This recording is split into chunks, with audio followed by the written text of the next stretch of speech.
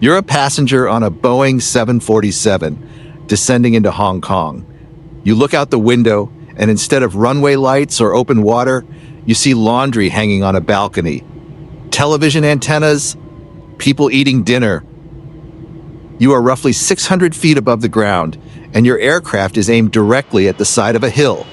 Then, seconds before impact, the pilot hauls the aircraft into a hard right turn, a 47-degree bank at nearly 200 miles per hour, rolling out just 140 feet above the rooftops, lined up with a runway that juts out into the ocean. No autopilot could do this. Every single landing was flown by hand. This was Kai Tak Airport, and for decades it was simultaneously one of the busiest airports on Earth and the single most demanding commercial approach in aviation. Pilots called it the heart attack approach. And the reason it existed at all comes down to one immovable problem that engineers could never solve. Kai Tak opened in 1925, and that date matters because in 1925 aircraft were small, slow, and light. An airfield tucked into the edge of Kowloon Bay was perfectly reasonable. The problem was that Hong Kong didn't stay small. As the city exploded into one of the densest urban environments on the planet, it grew around the airport. Apartment towers rose on all sides. And Kai Tak, unlike almost any other major international airport, had nowhere to go. Engineers did what they could. They built the single runway, designated 1331, out into Victoria Harbor on reclaimed land, extending it multiple times as aircraft got bigger and heavier.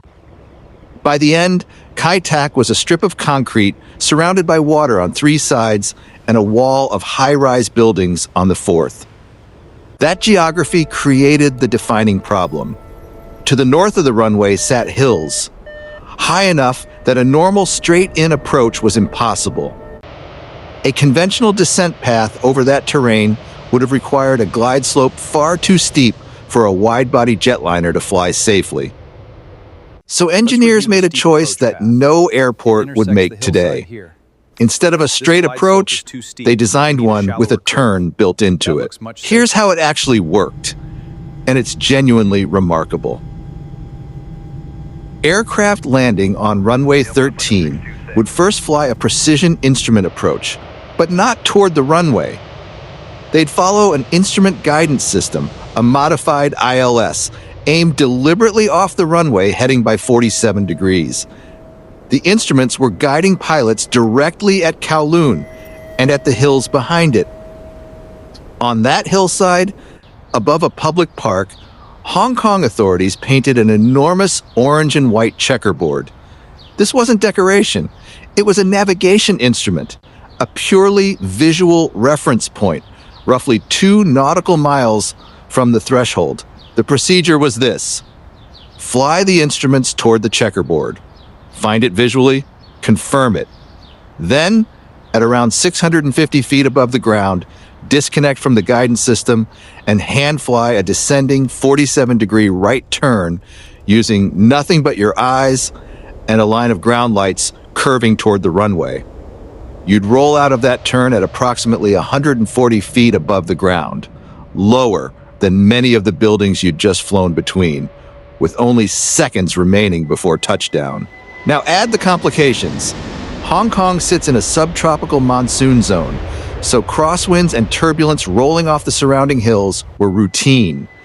Add rain, add a typhoon, add the fact that you're flying a fully loaded 400-ton aircraft manually at low altitude in a turn between apartment blocks toward a runway that ends in the sea.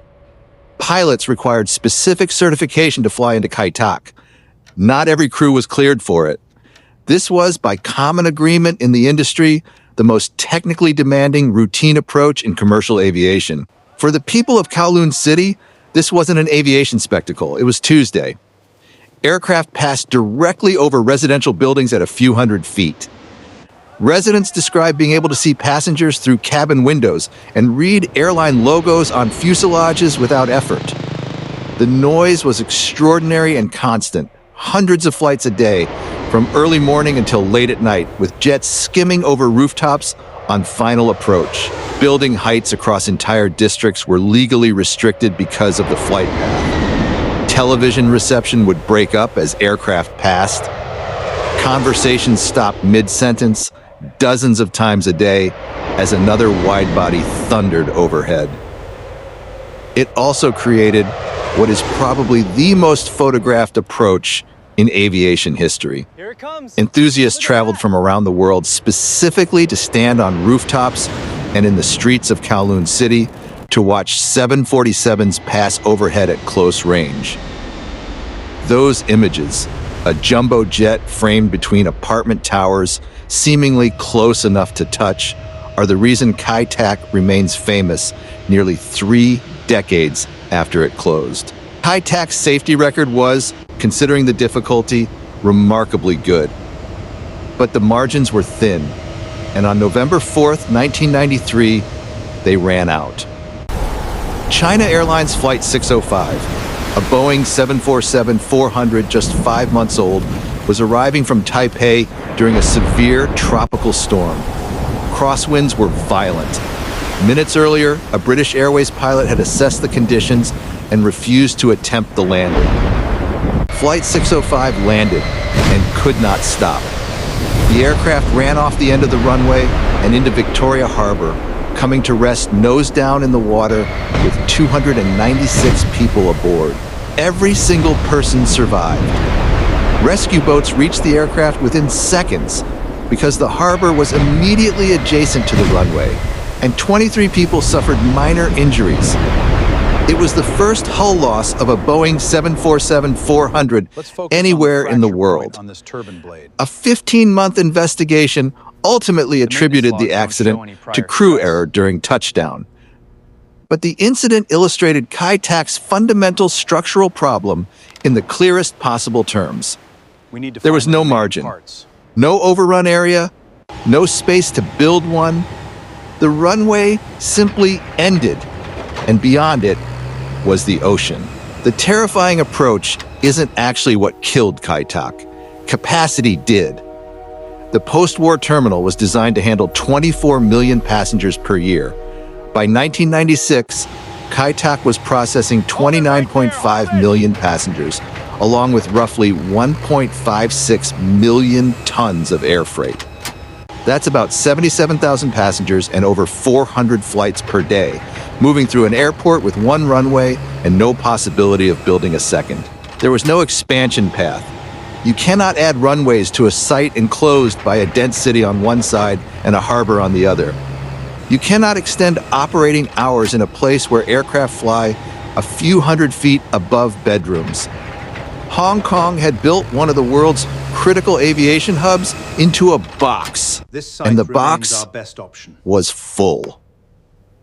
So in the late 1980s, Hong Kong authorities committed to something drastic. Not expanding Kai Tak, but replacing it entirely, and building the replacement somewhere with room to grow. The site chosen was Chek Lap Kok, an island roughly 25 kilometers west of downtown Hong Kong. There was one obstacle. The island was mountainous, and airports need to be flat. So engineers removed the mountains. Crews excavated and hauled away on the order of 200 million tons of rock, using the material to reclaim land from the sea and effectively manufacture a new, level island large enough for a modern airport with multiple runways. But the airport was only part of it. Chek Lap Kok was useless without connections to the city, so it came bundled into the Airport Core program, a package including new highways, a dedicated express rail line, tunnels, and the Tsingma Bridge. Total program cost, roughly 160 billion Hong Kong dollars, making it one of the most expensive infrastructure undertakings of its era. Then came the handover itself. Kai Tak operated normally until just before midnight on July 5th, 1998. Overnight, in a single coordinated operation, Hong Kong shifted an entire international airport's ground operations 30 kilometers west. The new Hong Kong International Airport began service the following morning, July 6th, with a capacity at least 3 times Kai Tak's. One airport closed at midnight, another opened at dawn. The Kai Tak site did not sit empty. Over the following decades, it became the Kai Tak Development, a redevelopment project worth roughly 100 billion Hong Kong dollars. In March 2025, its centerpiece opened, Kai Tak Sports Park, a $30 billion complex built around a 50,000-seat stadium standing on ground where jumbo jets once touched down. Coldplay played there weeks after it opened. Checkerboard Hill still exists. The checkerboard marking is still visible, a navigation aid for an approach that no longer exists, pointing at a runway that isn't there. And Kai Tak endures as a genuine turning point in aviation thinking. Modern airport design treats approach simplicity, overrun margins, and buffer zones as non-negotiable. Kai Tak worked for 73 years because pilots were exceptionally well trained and because the alternative was not flying to Hong Kong at all. But it worked in spite of its design, not because of it. It was the last great airport built for a world that no longer existed by the time it closed. If you want more stories about the infrastructure that shaped how we move around the planet, subscribe to World Scale. And tell me in the comments, would you have wanted to be on that approach, or does watching the footage cover it? I read every one. See you in the next breakdown.